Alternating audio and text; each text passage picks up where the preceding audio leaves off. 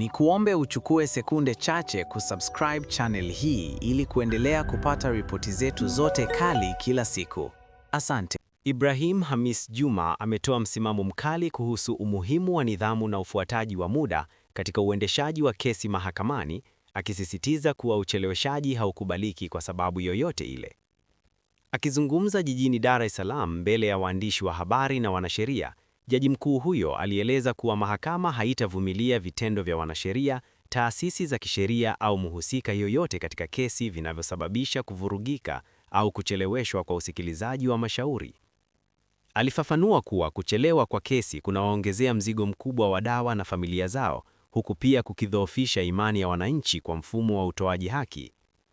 Alisisitiza kuwa jukumu la mahakama ni kuhakikisha mashauri yanamalizika kwa wakati na kwa weledi, akionya kuwa yoyote atakayekiuka taratibu za muda atachukuliwa hatua bila kusita.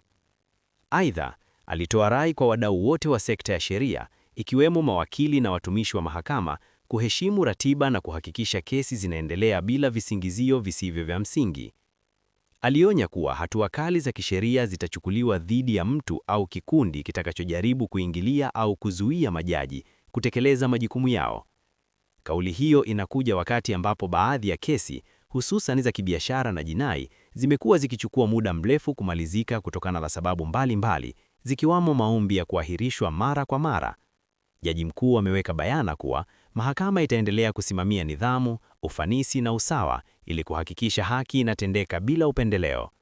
Kwa ujumla, msimamo huo unaashiria dhamira ya kuimarisha uwajibikaji ndani ya mhimili wa mahakama kwa lengo la kujenga mfumo wa haki ulio wa haraka, wa kuaminika na unaozingatia misingi ya sheria na muda. Ni kuombe uchukue sekunde chache kusubscribe channel hii ili kuendelea kupata ripoti zetu zote kali kila siku. Asante.